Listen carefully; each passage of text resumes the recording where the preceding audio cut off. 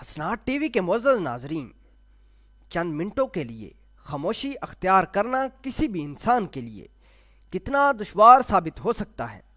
اپنے دماغوں پر ذرا زور ڈال کر اس بات کا جواب مجھے ضرور بتائیے گا کہ اگر آپ کو پورا دن چپ رہنا ہو تو، یا پورا دن کسی بھی شخص سے بات نہ کرنے دیا جائے تو آپ شاید نفسیاتی مریض بن جائیں گے۔ لیکن دنیا میں ایک ایسا شہر بھی واقع ہے جہاں ایک دن کے لیے چپ رہنا ہر انسان کے لیے کمپلسری سمجھا جاتا ہے۔ اس شہر کے باسی اس تہوار کو مجبوری نہیں بلکہ اپنا مذہبی رسم کے طور پر مناتے ہیں۔ اس شہر کے باسی سال میں ایک دن کے لیے اپنا منہ خاموشی کی توپ کے سامنے رکھتے ہیں۔ ویڈیو شروع کرنے سے پہلے ہم اپنے آنے والے تمام نئے دوستوں سے گزارش کرتے ہیں کہ ہمارا چینل حسنات ٹی وی کو سبسکرائب کر لیں اور گھنٹی والے نشان کو دبا دیں۔ اس طرح ہماری ہر آنے والی ویڈیو آپ سب سے پہلے دیکھ پائیں گے۔ تو چلیے دوستو، ویڈیو شروع کرتے ہیں۔ Let's begin. انڈونیشیا کے شہر بالی میں ایک مذہبی تہوار منایا جاتا ہے۔ اس تہوار کو نائپی کے نام سے جانا جاتا ہے۔ اس تہوار کو انگریزی میں دا ڈے آف سائنس بھی کہا جاتا ہے۔ یہ ایک ہندو تہوار ہے۔ اس دن سڑکیں سنسان نظر آتی ہیں۔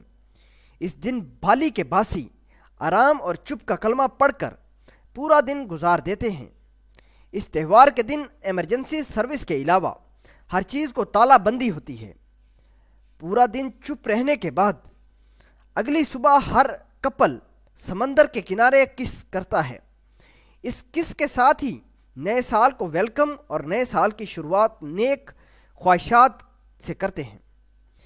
اس دن نہ تو کوئی آگ جلاتا ہے اور نہ ہی کوئی روشنی۔